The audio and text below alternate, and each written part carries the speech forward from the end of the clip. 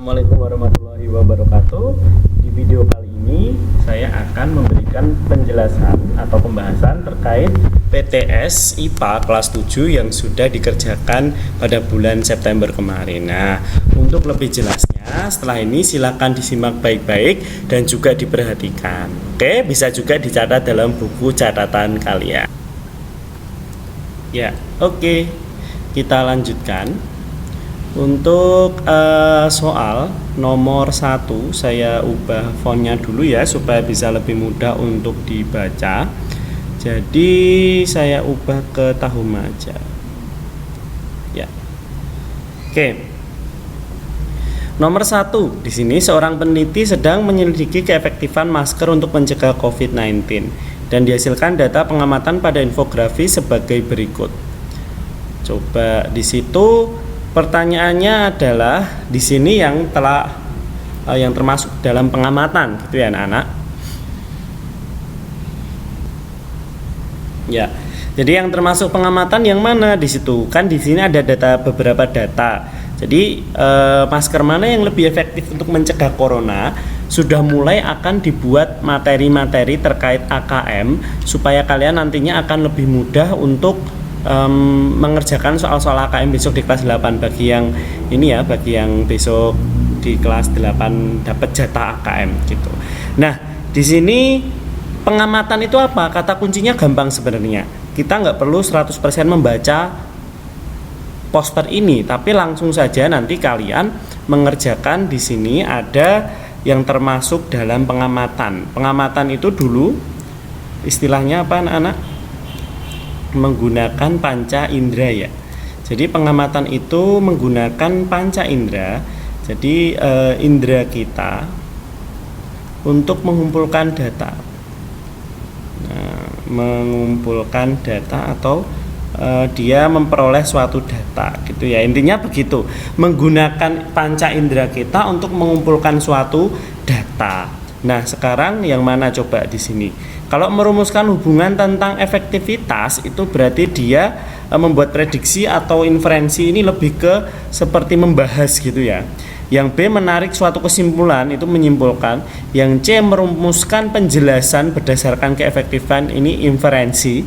Yang D mengumpulkan data informasi tentang efektivitas masker dengan panca indera. Nah, ini yang D jawabannya. Oke, kita lanjut ke nomor 2. Saat pembelajaran IPA, siswa dilatih untuk melakukan penyelidikan ilmiah. Salah satu contohnya adalah mengamati tumbuhan di lingkungan sekitar. Nah, data yang menunjukkan sebuah pengamatan. Pengamatan tadi menggunakan indera. Nah, pengamatan ini syaratnya harus bisa di indera. Nah, indera. Segala sesuatu yang tidak bisa diindera tidak bisa merupakan sebuah pengamatan. Bisa diindra yang kedua sifatnya adalah objektif. Nah, sesuai objeknya. Objektif gitu ya. Jadi nggak bisa kalau misalkan kalian menggunakan bahasa-bahasa yang ukurannya tidak tidak berdasarkan indera, misalkan cantik, ganteng gitu-gitu. Coba kita lihat di sini mana yang pengamatan. Daun mangga berwarna hijau. Oke, bisa. Bunga pohon mangga sangat cantik ini nggak bisa karena relatif. Jadi nggak boleh relatif, tidak boleh relatif atau sifatnya subjektif gitu, tidak boleh subjektif. Nah, terus batang pohon mangga berwarna coklat bisa artistik, nggak bisa ya artistik. Ranting pohon mangga bercabang-cabang ya, berarti jawabannya 1, 3, dan 5 B. Oke. Lanjut ke nomor 3. Di sini IPA mempelajari hal-hal seperti virus, partikel, dan juga beberapa benda-benda yang berukuran sangat besar. Misalnya lautan, bumi, dan semuanya. Hal tersebut merupakan jelas ya anak-anak. Di situ merupakan objeknya. Jadi objek IPA adalah segala sesuatu yang bisa diindra gitu ya. Segala sesuatu di sekitar kita dengan syarat apa dulu? Bisa di indera. Nah, inderanya entah itu bisa ditangkap mata, bisa dilihat, dan lain sebagainya. Kalau partikel penyusun atom kan nggak bisa di indera, Pak. Inderanya dengan apa dulu? Bisa dengan bantuan, bisa dengan pengetahuan. Pokoknya istilahnya segala sesuatu yang bisa dijadikan pengetahuan dan indera. Kalau ruang lingkup itu bukan, tujuan juga bukan, sasaran juga bukan, jadi lebih ke objeknya. Oke, lanjut ke nomor 4. Di sini ada gambar wanita gitu ya. Ini juga literasi, membaca. Jadi anak yang perutnya sakit gitu ternyata. Karena gorengannya tuh murah. Padahal gorengannya tuh udah dihinggapi lalat gitu ya. Nah, pada saat liburan akhir tahun tuh sakitnya, perutnya sakit gitu ya. Terus pada saat dilaksanakan uji itu ternyata terkena bakteri jahat, biasanya bakteri Salmonella, Escherichia coli kayak gitu.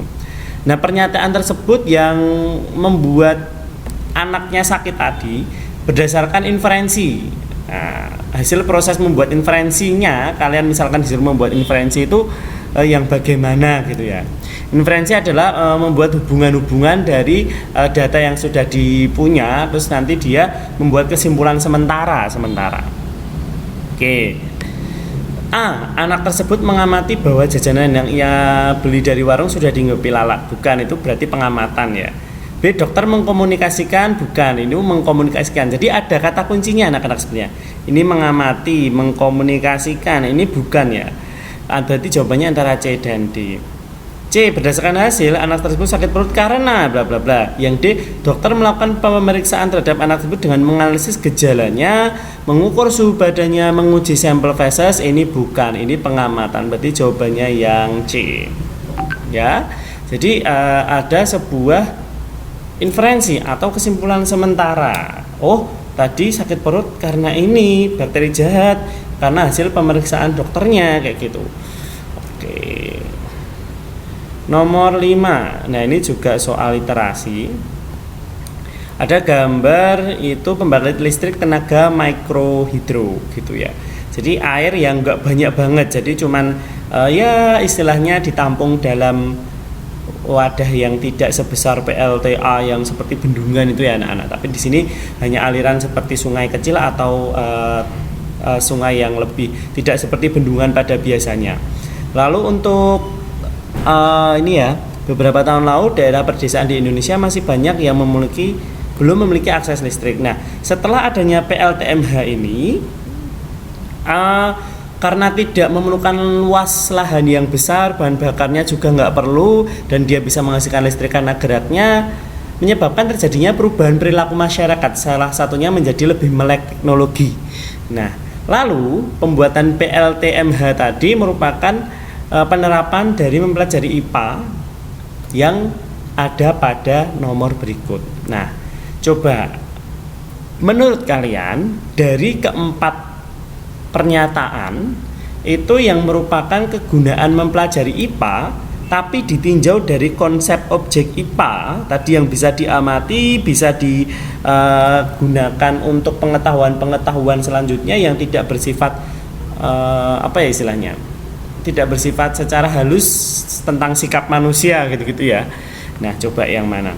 Salah satu terobosan teknologi tepat guna di Indonesia adalah dibangunnya PLTMH yang meningkatkan kualitas hidup. Bisa jadi 2, pembangunan PLTMH sangat ramah lingkungan. Oke, jelas ya ini ya, karena dia berbicara tentang lingkungan, yang jelas dulu aja. Pembangunan PLTMH di desa membuat masyarakatnya berpikir logis dan sistematis dalam setiap kegiatannya. Berpikir logis ini bukan ranahnya IPA yang merupakan objek IPA, tapi lebih ke sosial, psikologi, berarti bukan. Kehidupan individualis masyarakat desa meningkat. Kehidupan individualis masyarakat meningkat. Salah ya anak-anak, jadi lebih ke sosial juga. Berarti jawabannya adalah nomor 1 dan 2. Jadi di sini teknologi tepat guna, salah satu terobosan teknologi tepat guna. Jadi dia ada prinsip yang menggunakan sains di dalamnya. Gitu, jawabannya adalah 1 dan 2. Lanjut ke nomor 6. Oke, seorang siswa melakukan pengukuran suatu benda, memasukkan data pengamatan apa adanya tanpa rekayasa. Berarti ini termasuk dari sikap jujur ya anak-anak.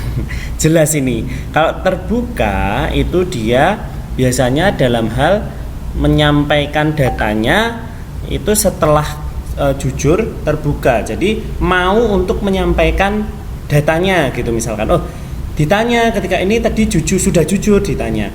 Dapat datanya dari mana? Gitu misalkan jawabnya, "Oh, ini dari saya dan teman saya." Lalu dia lebih terbuka lagi. "Saya dan teman saya begini dijelaskan alasannya, itu lebih terbuka. Teliti, jelas ya, dan tekun juga sudah paham. Nomor 7. Berikut ini kegiatan keluarga Cemara yang dilakukan di rumah selama PPKM. Di sini pertanyaannya yang termasuk dalam kegiatan pengukuran adalah, jadi pengukuran ini dulu dia membandingkan ya. Yang jelas membandingkan ada alat dan yang diukur. Jadi apa yang akan diukur dengan alatnya itu harus sesuai standarnya. Jadi alatnya apa, terus yang mau dibandingkan apa gitu ya. Coba di sana nomor 1, Abah memotong kayu sepanjang 3 jengkal untuk perapian. Jadi di sini ada 3 jengkal. Jadi menggunakan tangan sebagai alat ukurnya ya, tangan, dan dibandingkan dengan jengkalnya itu tadi kayunya. Berarti ini termasuk pengukuran. Nomor 2, emak mencicipi itu bukan mengukur ya, karena dia menggunakan indera, berarti dia termasuk pengamatan. 3, Uwis melihat pohon cemara dari kejauhan, berarti dia hanya menduga saja. Melihat berarti dia adalah proses mengamati, berarti belum sampai mengukur. Walaupun ukuran sepanjang jari telunjuknya, tapi dia belum termasuk kegiatan mengukur yang real. Kalau mengukur yang real dia harus apa ya istilahnya itu ada satuannya gitu loh. Yang jelas ini seukuran jari telunjuk, padahal pohonnya kan aslinya tidak seperti itu, kecuali jika dalam matematika ya anak-anak. Jika dalam matematika nanti ada istilah perbandingan, nah itu nanti bisa. Tapi kalau ini seukuran sepanjang jari telunjuknya, melihat dari jauh, dia baru proses pengamatan kalau dalam sains, belum sampai membandingkan secara langsung. Nomor 4, Ara mengukur suhu badannya menggunakan termometer. Betul ya. Sari menghitung belum tentu mengukur, berarti jawabannya A, 1 dan 4. Lanjut nomor 8. Satuan dibedakan menjadi satuan baku dan tidak baku. Nah, berikut satuan baku yang mana? Yang baku kita lihat dulu, di sini jengkal dan depa sudah jelas salah, berarti antara A dan D. Alasannya kenapa? Coba A, kilogram karena berbeda standar, salah ya. Karena satuan baku itu harus sama. Berarti jawabannya yang D. Satuan baku itu sama di semua dunia, tetap nilainya, dan juga kalau kita pelajari ada 6 itu ya, yang jiwa SMP itu. Apa saja jiwa SMP? Kita flashback lagi, buka video saya terkait masalah besaran pokok.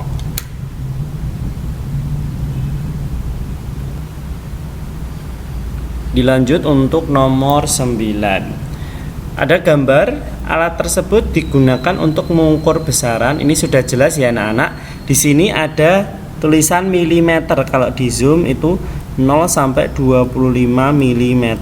Berarti pasti di sini untuk mengukur panjang, pasti. Sudah jelas di situ, berarti panjang. Karena ini alatnya namanya apa? Nah, ini mikrometer skop. Mikrometer skop merupakan alat yang digunakan untuk mengukur ketebalan suatu benda. Ya, ketebalannya tipis, misalkan koin, kertas, dan lain sebagainya. Sudah pernah kita pelajari sebelumnya. Lanjut ke nomor 10. Nah, ini juga literasinya harus jalan. Pertanyaannya apa, jawabannya apa, gitu ya. Seorang pasien mengalami dehidrasi. Ia harus meminum banyak air, minimal 8 liter, bla bla bla bla bla.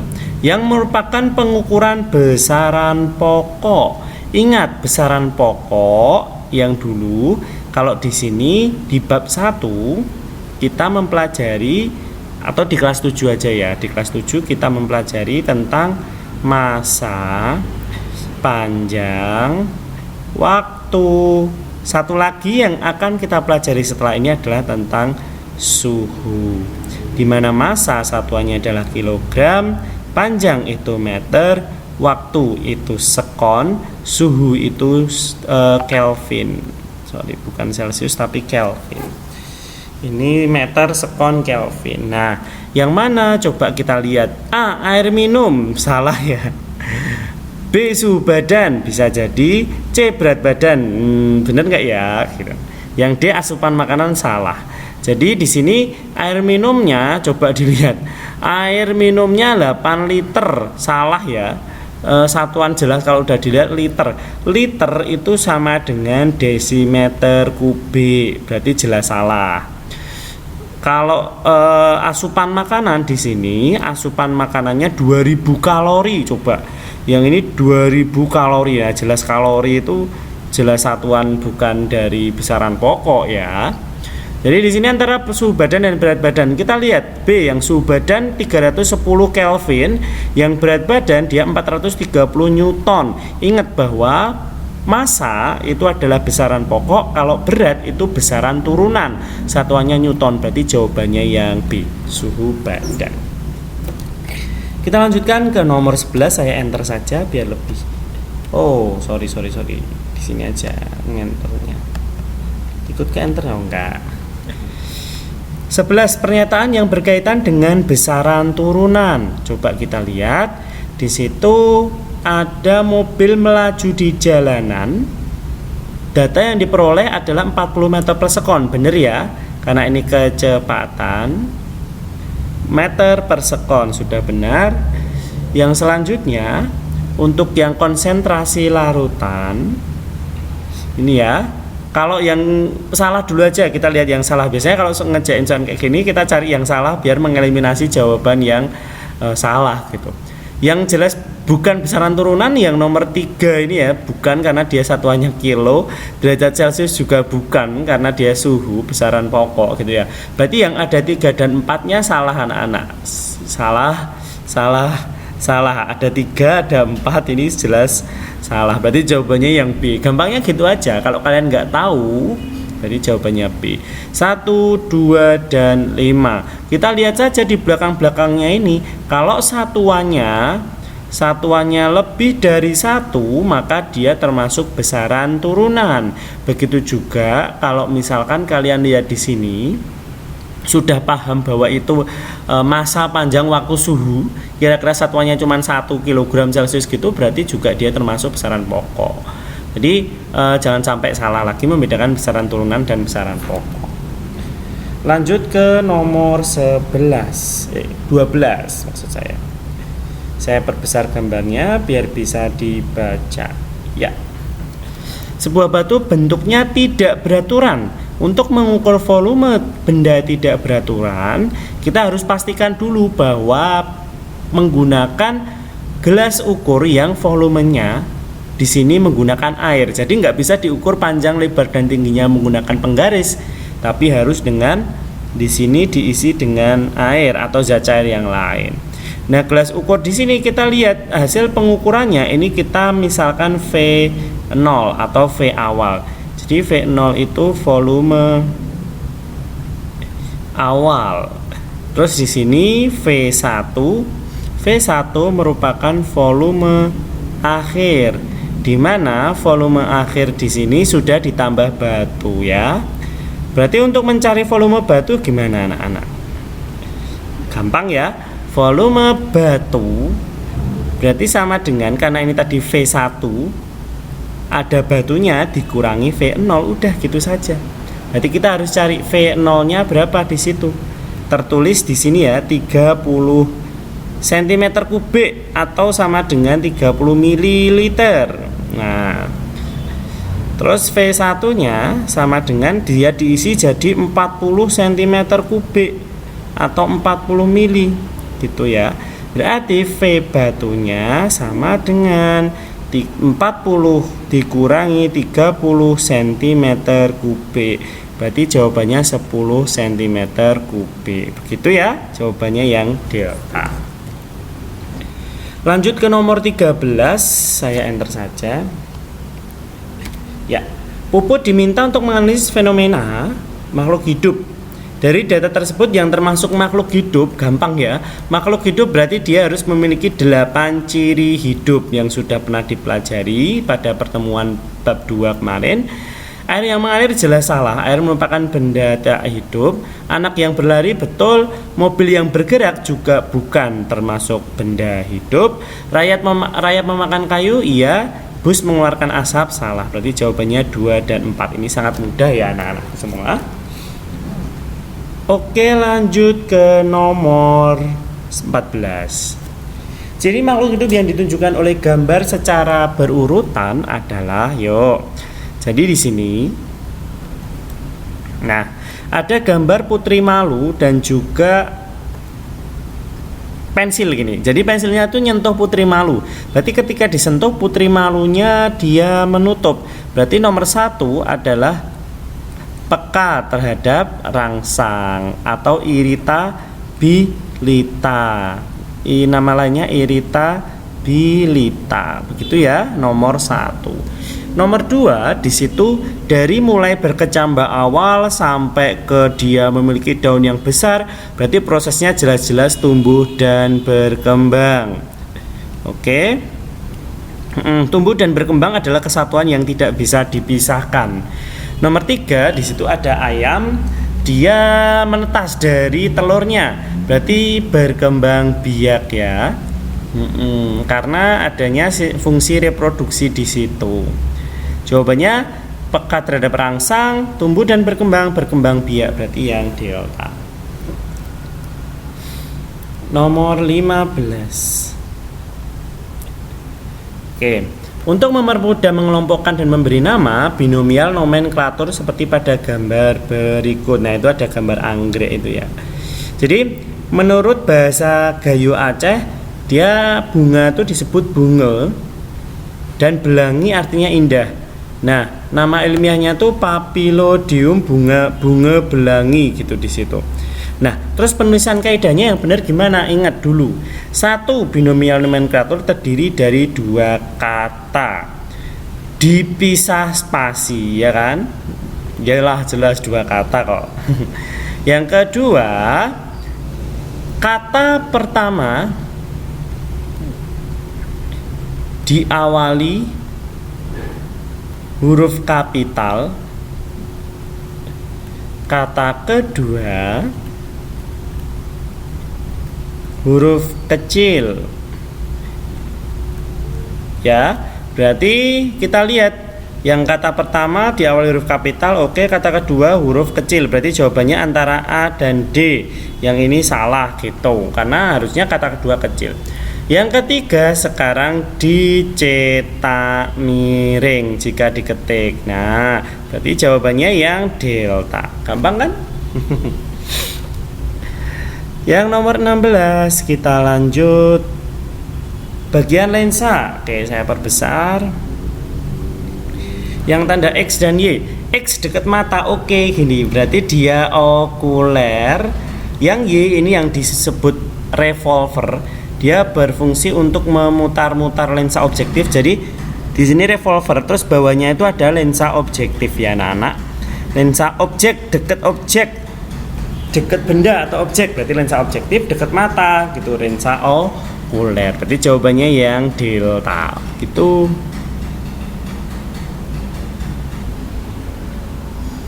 Iya, lanjut untuk nomor 17. Yang termasuk ke dalam kingdom Monera. Monera di sini golongannya bakteri-bakterian ya. Jadi kita lihat dulu nomor 1. Nomor 1 itu dia euglena ya anak-anak. Euglena atau protista mirip tumbuhan. Jadi dia golongannya termasuk protista karena di dalamnya ada klorofilnya. Yang kedua itu dia paramecium. Nah, paramecium itu juga termasuk protista. Jadi jawabannya sudah pasti nomor 3 dan 4. Di sini ada bakteri Chlorophyta, ada dua-duanya ini bakteri yang dia memiliki klorofil, bentuknya seperti ini. Hidupnya berkoloni anak-anak. Jadi ini bakterinya sebenarnya kecil-kecil satu-satu gini, tapi dia berkumpul. Jadi jawabannya 3 dan 4. Oke, lanjut nomor 18. Perhatikan gambar berikut. Ini ada gambar rumput laut alga merah ya anak-anak. Dia punya membran inti. Nah, punya membran inti atau eukariotik. Jadi pasti dia bukan bakteri, nggak mungkin monera. Bersel tunggal berarti nggak mungkin fungi. Bukan, fungi bisa jadi. Nggak mungkin plantae. Berarti jawabannya antara B dan C. Plantae itu tumbuhan. Menyerupai tumbuhan dan biasanya dimanfaatkan sebagai bahan utama agar-agar. Jadi ini menyerupai tumbuhan termasuk jenis protista. Jadi bukan fungi ya, karena fungi tidak menyerupai tumbuhan sama sekali. Jawabannya yang B, jelas. Karena dia tidak berkembang biak dengan spora seperti pada fungi. Yang nomor 19, ciri yang dimiliki oleh fungi adalah fungi itu makhluk hidup kingdom sendiri ya anak-anak. Yang paling jelas salah aja, kita eliminasi dulu biar kita nanti lebih mudah untuk menentukan mana yang benar. Antara nomor 1 dan 5 sampai 5 ini ada 2 yang sama. Nomor 2 dan 4, 2 yang hampir mirip. Nah, kita bisa eliminasi salah satu. Cara mengerjakannya begitu. Kalau misalnya anak-anak benar-benar tidak bisa menjawab atau tidak tahu, kalian pilih mana yang paling salah, eu dan pro. Oh, kalau misalkan prokariotik kan cuma dimiliki oleh bakteri gitu ya. Berarti nomor 4 ini salah. Berarti jangan memilih yang ada angka 4-nya. Berarti B dan D salah. Nah, sekarang kita lihat, oh nggak tahu beneran ya Pak, yang lain juga nggak tahu gitu. Berarti jawabannya antara A dan C. Nah, A dan C di sini 2 dan 3 sama. Berarti 2 ini pasti benar, 3 udah pasti benar.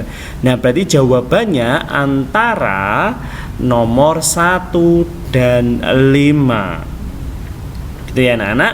Berarti yang dimiliki oleh fungi yang mana?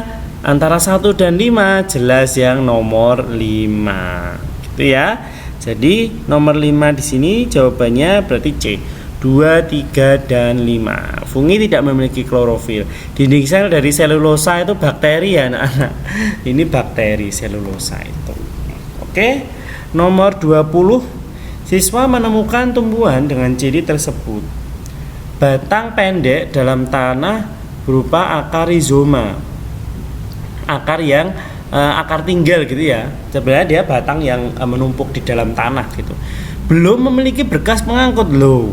Belum memiliki ya, tumbuhan yang belum memiliki berkas pengangkut cuma 1, jelas dia adalah golongan lumut-lumutan gitu ya. Lumut-lumutan. Nah, lumut-lumutan di sini dia termasuk jenisnya adalah Bryophyta. Gitu ya, Bryophyta. Pteridophyta itu paku-pakuan, Gymnosperma itu tumbuhan berbiji terbuka. Oke. Karena lumut dia nggak punya bunga, dia punyanya kotak spora. Jadi misal batang daunnya jadi satu kayak gini, belum bisa diidentifikasi, terus dia punya kotak spora. Nah, ini sporangiumnya di atas begitu. Lumut daun, contohnya begitu gambarnya. Nomor 21, perhatikan gambar berikut. Nah, ini sudah jelas gampang. Ini di rumah kalian banyak ini tanaman paku ya anak-anak. Paku biasanya kayak gini, ada yang tanduk rusa, ada yang paku sejati, paku suplet dan lain-lain. Nah, merupakan gampang, langsung saja Pteridophyta. Kalau Spermatophyta itu tumbuhan berbiji alga, tadi protista ya. Zaman dulu alga itu masuknya ke dalam golongan Talophyta atau tumbuhan yang bertalus gitu ya, mirip seperti lumut kayak gitu. Tapi sekarang beberapa peneliti sudah mengatakan bahwa alga bukan tumbuhan, tapi dia termasuk jenis protista gitu. Nomor 22, di sini ada berbagai macam jenis tanaman. Nah, kalian disuruh menentukan tanamannya ini jenisnya apa gitu ya. 1, 2, 3, 4. Nomor 1 itu kacang tanah. mana yang kekerabatannya terdekat nanti. Nomor 2 adalah padi, jelas ya. Kalau anak-anak kurang baca atau jarang keluar rumah, mesti ngerjain soal kayak gini sulit sekali. Makanya Pak Habibie selalu memberikan gambar ataupun video ketika saya menjelaskan. Nomor 3 ini jagung. Nomor 4 itu paku tanduk rusa. Nah, tanduk rusa. Berarti kekerabatan yang paling dekat adalah yang mana? Coba kita lihat dulu. Yang kekerabatannya nggak ada temennya ini, yang paku ini ya. Paku ini nggak ada temennya. Berarti nggak mungkin ada 4 di sini. Nah, berarti antara 1 dan 2 atau 2 dan 3. Kita tahu bahwa tanaman kacang, jadi di sini kacang itu termasuk tanaman dikotil. Kenapa bisa begitu? Karena kacang memiliki apa ya istilahnya itu anak-anak, daun yang tidak sejajar gitu ya. Padi dan jagung ini termasuk jenis monokotil. Ini dulu di SD udah pernah dipelajari ya. Jadi kalau monokotil itu daunnya sejajar, tulang daunnya. Jadi misalkan pangkal daunnya di sini, tangkainya di sini, nah dia sejajar aja semua, tulang daunnya sejajar satu gitu. Enggak apa namanya? Enggak ada yang berpotong-potongan gitu. Jawabannya 2 dan 3, sorry. Lanjut nomor 23. Nah, ini serial SpongeBob. Karakter SpongeBob merupakan sponge laut tapi dia bentuknya kotak kayak sponge cuci piring gitu ya. Kalau SpongeBob kan kotak gini ya, aslinya nggak kotak gitu sih, itu aslinya dia bentuknya ya seperti ini, ada pori-porinya dan lain sebagainya. Jelas-jelas kalau ada pori-porinya sponge berarti dia termasuk golongan porifera. Porifera hewan yang berpori-pori. Kalau arthropoda dia kakinya berbuku-buku, contohnya serangga, terus ada laba-laba. Solenterata hewan berongga, contohnya ada ubur-ubur, hydra. Echinodermata kulit duri, contohnya adalah landak laut, bintang laut dan sebagainya. Nomor 24. Ada beberapa hewan. Ada tikus, kucing, ular, kadal biawak, dan yang kelima adalah buaya. Nah, ini termasuk yang reproduksinya dengan cara yang sama adalah, coba kita analisis satu-satu. Tikus itu termasuk hewan pengerat. Dia termasuk jenis mamalia. Berarti dia termasuk hewan yang melahirkan gitu ya. Nomor 2, kucing juga jelas-jelas dia melahirkan atau dia vivipar. Nomor 3 itu biawak ya, yang biawak. Biawak termasuk hewan reptil, berarti dia ovovivipar. Dia melahirkan sekaligus bertelur. Jadi dalam telurnya itu maksudnya gini, dalam telurnya tuh udah ada kadalnya. Nah, jadi ketika dia mengeluarkan telur itu jerone wis ana kadale kayak gini anak-anak, itu ovovivipar. Jadi kalau kalian mau masak telur kadal itu nggak bisa karena di dalamnya tuh udah ada bakal anaknya. Beda kalau kalian makan telur ayam pas masih habis fresh from the oven gitu ya, pas dibuka itu masih ada kuning telurnya. Tapi kalau reptil dan reptil itu enggak. Jadi ular itu juga termasuk dia reptil, berarti ovovivipar. Dan yang kelima buaya itu juga ovovivipar. Berarti jawabannya 3, 4, dan 5 delta. Lanjut ke nomor 25, ini kunci determinasi, sudah pernah dipelajari. Ditanyakan adalah kunci determinasi dari katak di sini anak-anak. Oke, sebentar.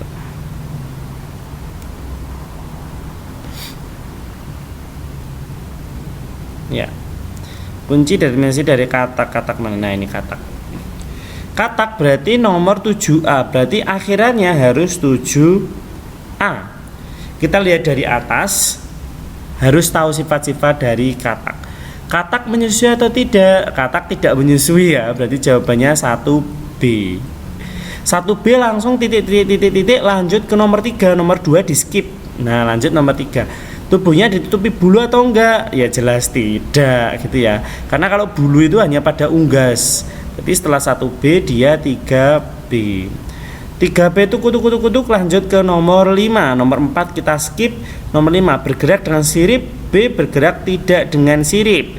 Oke, katak loh ya, katak dewasa itu tidak bergerak dengan sirip. Berarti jawabannya nomor 5B. Kutuk, lanjut nomor 7. Berarti enggak usah baca nomor 6, langsung ke 7A. Jadi jawabannya 1B, 3B, 5B, dan 7A. Jawabannya yang C. Oke, nomor 26. Nah, ini kita sudah masuk ke materi tentang klasifikasi materi. Jadi di sini ada balon yang diisi menggunakan gas helium, awalnya bentuknya lingkaran pink. Lalu udara helium yang di dalam balon pinknya itu dipindahkan ke balon yang berbentuk love, gitu ya. Nah, balon diisi helium ini merupakan sebuah gas. Berarti anak-anak harus tahu sifat karakteristik dari gas itu sendiri. Nah, kita lihat dari pernyataan. Bentuk gas itu selalu tetap. Bentuknya selalu berubah-ubah ketika diletakkan di berbagai macam kondisi atau di berbagai keadaan. Gas itu bentuknya berubah. Berarti ketika balonnya itu dari merah muda dipindahkan ke hati, pasti akan bentuknya menyesuaikan dengan si hati atau merah muda atau balon merah gitu ya, balon hati merah bukan merah muda. Berarti jawabannya antara C dan D. Oke. Nomor yang volumenya jelas gas itu juga berubah. Nah, berarti mengikuti dari ruangnya si balon hati. Berarti jawabannya yang delta ya, sudah jelas ya anak-anak semuanya. Karena ikatan partikel sangat lemah, sangat renggang, ini juga merupakan salah satu dari ciri gas. Oke. Nomor 27. Pernyataan yang merupakan sifat zat cair. Nah, ini gampang.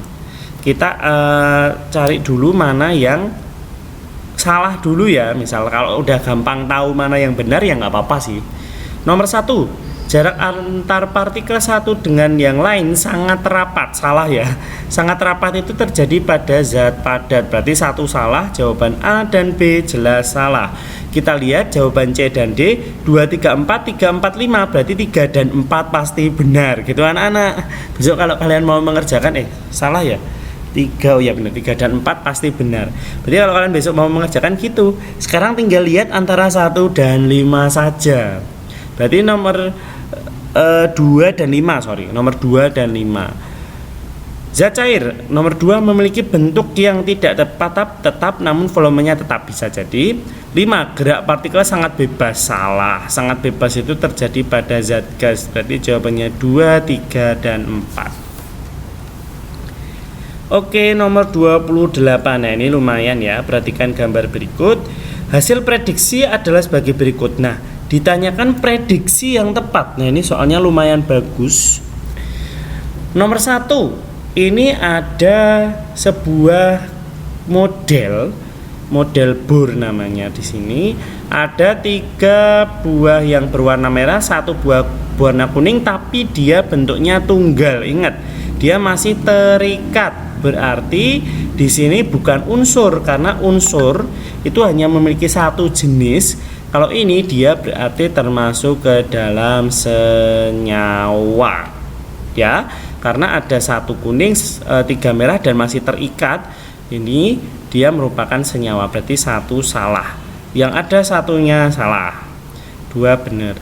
Tersusun atas atom yang sama, salah ya. Kalau atom yang sama itu dia unsur, berarti nomor 3 salah. Berarti jawabannya langsung yang D. Gampang gitu anak-anak. Jadi nggak usah kalian bingung dengan soalnya, dipahami dulu pelan-pelan baru dieksekusi. Jadi 2, 4, dan 5. 2, 4 atom yang berbeda jelas dan 5. Nggak mungkin ya nomor 6 H2SO4 karena ini contohnya misal N, di sini H gitu loh, NH3. Lanjut nomor 29. Di sini saya enter saja biar bisa 1 frame. Seorang anak mencampurkan 2 buah zat. Jadi ada air, pasir dan pasir gitu ya. Jadi pasir di sini pasirnya kok dua ya nggak apa-apa, biar mungkin jenis pasirnya yang satu kuning, yang satu orange gitu ya. Jadi ketika dicampurkan di nomor 2 maka akan terjadi di nomor 3 ini setelah diaduk. Maka kemungkinan hasilnya itu kayak gimana? Hasilnya ya, anak-anak udah tahu ya, kalau pasir dicampur mesti ada berbagai layer gitu ya. Di sini mesti dia ketika habis dicampur ditunggu pasti dia akan mengendap tetepan, dan di atas ini dia keruh gitu ya. Nah paling atas biasanya dia agak bening. Nah kalau masih bisa dibedakan antara pasir dan juga pelarutnya, di sini pelarutnya itu air. Airnya merupakan pelarut, zat yang harusnya dilarutkan itu pasir, tapi nggak bisa dilarutkan, hasilnya berbeda, berarti dia heterogen, jelas ya, bukan homo itu artinya sama. Kalau heterogen dia berbeda. Nah terus heterogen berarti antara C dan D beberapa bahan tidak tercampur dan dapat dipisahkan. Jawabannya yang delta.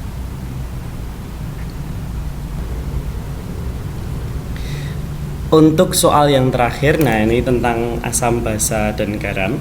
Larutan bersifat asam basa dan garam, gitu ya. Ini pertanyaannya adalah berdasarkan hasil pengamatan, jika larutan tersebut diuji dengan kertas lakmus hasilnya gimana gitu ya. Coba kita lihat pernyataan yang pertama, diuji dengan indikator kunyit menghasilkan warna merah bata. Nah seperti yang kita tahu kemarin bahwa ketika diuji dengan kunyit itu akan berubah menjadi merah itu ya ketika dia dalam larutan basa, dan akan berwarna kuning cerah ketika dalam larutan asam. Berarti dia basa ya, ini pH-nya mendekati 9 gitu ya, berarti basa jelas. Terus licin juga basa, berarti ini fix basa. Nah basa, ingat dalam lakmus ya, lakmus itu ketika diberikan larutan yang bersifat basa B berarti biru. Berarti apapun jenis lakmusnya, mau lakmus merah, mau lakmus biru, dia akan berubah menjadi biru. Jadi kita lihat dulu yang A. Ini lakmus merah, yang atas ini kan permukaan airnya. Nah ini dibatasi permukaan airnya, maksudnya gimana? Maksudnya itu di atas ini lakmus merah, dicelupke tetap merah. Lakmus biru jadi merah. Yang nomor A ini bukan ya. Nomor A ini merupakan asam. Yang B, lakmus biru jadi merah, lakmus merah jadi biru. Nggak ada kayak nggak ada cairan seperti itu. Yang C, lakmus merah tetap merah, lakmus biru tetap biru. Ini berarti netral ya. Atau pH-nya 7. Terus yang D, lakmus merah jadi biru, lakmus biru tetap biru, berarti dia termasuk basa. Oke, jawabannya yang D. Itu anak-anakku semuanya, semoga bisa dipelajari, bisa kalian catat yang penting, dan bisa kalian simpan di dalam memori kalian supaya besok ketika kalian mengerjakan atau di jenjang selanjutnya bisa menjadi lebih mudah. Itu saja, sekian dari saya. Terima kasih. Wassalamualaikum warahmatullahi wabarakatuh.